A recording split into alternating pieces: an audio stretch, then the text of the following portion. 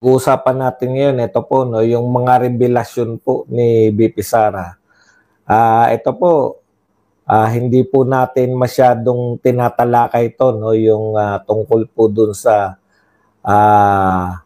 di umano may na-overdose dyan sa US na kamag-anak ng isang kilalang pamilya, no?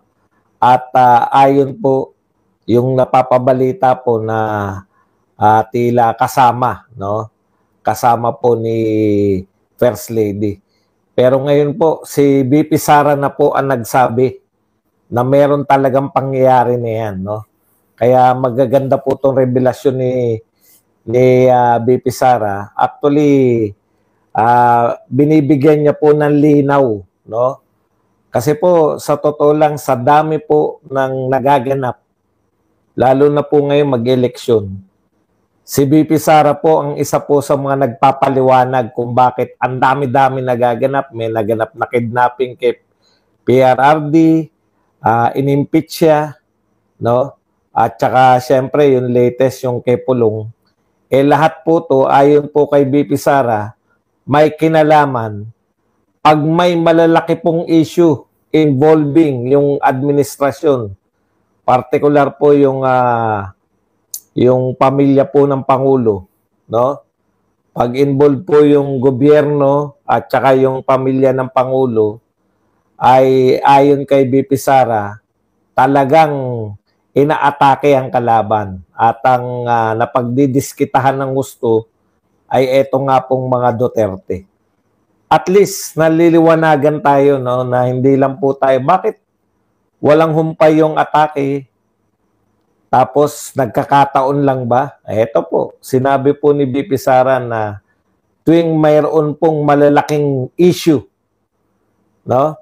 Tuwing mayroon pong malalaking issue ay talagang binabanatan ng administrasyon ito pong pamilyang Duterte at mga kalaban. Yan po mga pag-uusapan natin. Isa pa pala, no? Tahasan na po sinabi ni BP Sara na yun na nga, tungkol po dun sa kung ayaw magpa-drug test, i-assume na natin na talagang gumagamit, no? Yan po ang pag-uusapan natin, pero bago yan, ang tapang po, napakatapang itong Vice President natin.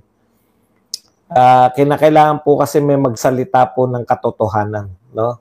At hindi po natin makukuha yan dito po sa mga media natin. Meron pa nga tayong gustong malaman, pero hihintayin po natin, baka sa mga susunod na araw ay manggaling na rin po kay BP Sara yung tungkol po dyan.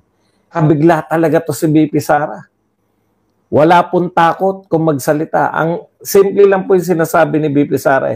Itong gobyerno na to, wala po tong ginawa. No? Wala pong proyekto. Wala pong malinaw na mga proyekto. Kaya po, paninira lang po yung ginagawa. Ayon po kay BP Sara. At yan po yung nasasaksihan natin, no? Dito po, katulad nito mga fans club po ni BBM, tanungin mo yan, ano nagawa ni BBM para sa mga Pilipino? Magsasalita po yan ng kung ano-ano. Mga pangako. Di ba? Ngayon, nangako na naman na magtatayo. 3 taon na kayo. Panay pangakong 20 pesos. Di ba? Opo, talagang ganun. Inaamin ko po, nagmamagaling po ako. Ikaw, ano naman tawag sa'yo? Nagmamabubo? Mas masarap pong aminin na nagmamagaling ka kaysa naman nagpapahina ka ng utak. Okay. Ano nga, magbigay ka naman ng isa. Matagal na po kami naghahanap talaga eh. Baka meron ka na naisip. Marami naman daw siya, basahin lang natin ha. Marami na siyang nagawa, palibasa, puro paninira, alam niyo. Kahiya naman sa inyo. Opo, nahiya na po kami. Ano nga po, magbigay ka na isa. Marami siyang nagawa, sabi nito. Pero, hindi namin sasabihin. Sekreto. Totoo naman. Pwede namang may mga nagawa siya. Pero kung kukumpara nyo kay Tatay Digong, ako ba tinatanong mo, Diego? Siguro hindi ka taga Pilipinas o hindi ka taga Earth. Okay, balik na po tayo rito. Opo, hindi ko po dinideny na kumikita po ako sa YouTube. Sa TikTok, wala pa po akong kita. Natutuwa lang po ako kasi diyan nakatambay yung mga bumabanat eh. Kaya gusto kong sagutin kung ano man yung binabanat nila eh. Simple lang naman. Marami daw nagawa. Pero ililihim namin. Secret lang. Opo, nagdudunong-dunungan po ako. Anong magagawa po natin? Ikaw naman, nagbobobobobohan ka. Alam ko matalino ka, Victor. Pero nagbobobobobohan ka lang. Di po ba? Ganyan talaga. Opo, bobo po ako. Kaya ka nga narito, nanonood ka ng bobo, di ba? Bobo po ako. Ayan, no? 20 pesos per kilo bigas. Hay, nako. Diego, hindi ka nga taga-Earth. Okay, punta na po tayo rito sa ating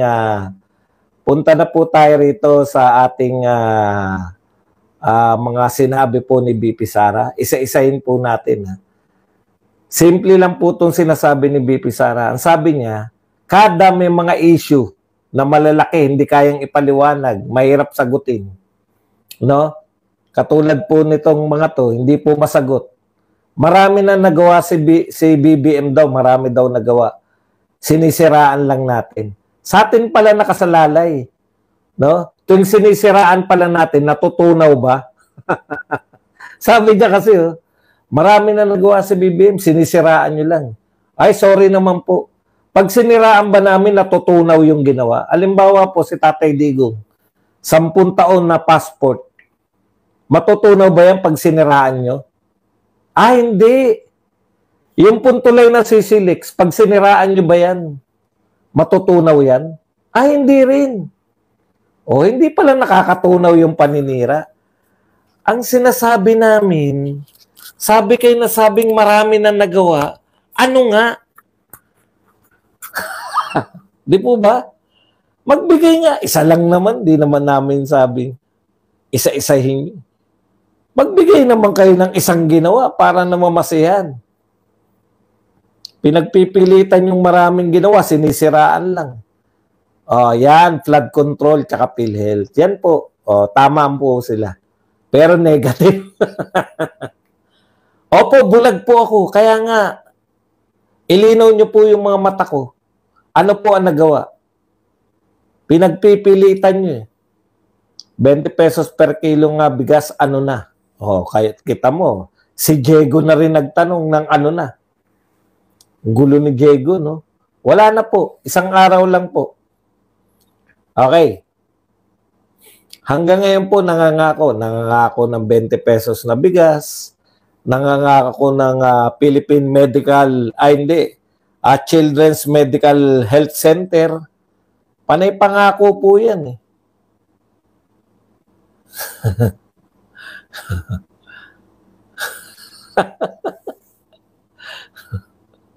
Okay.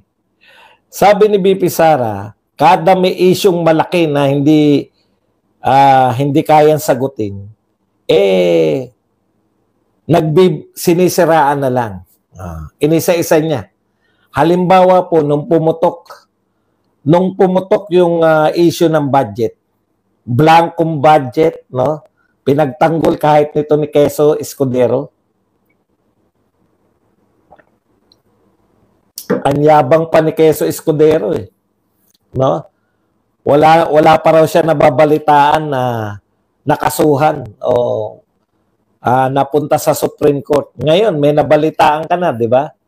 Hindi porket wala pa. Kasi nga wala pang gumagawa niyan, Escudero. Ngayon pa lang.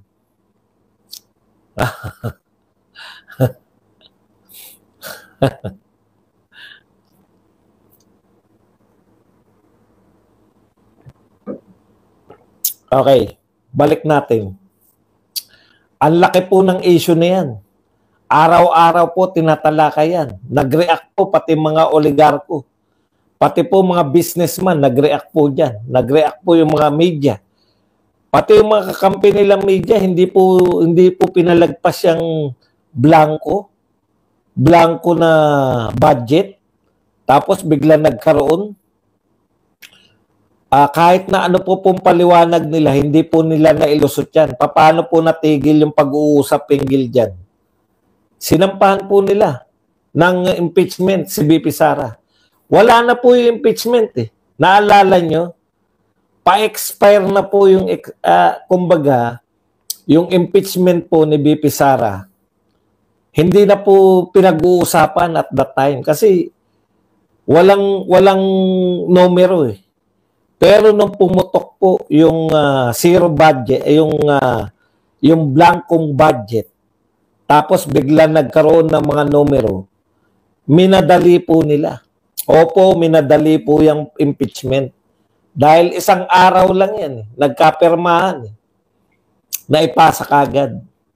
Yung mga huling araw, bago mag-recess sila, hinabol talaga yung pirmahan ng ano na yan. Kaya nga, pinagmamadali nila, hindi nila mapagmadali si Chis Escudero.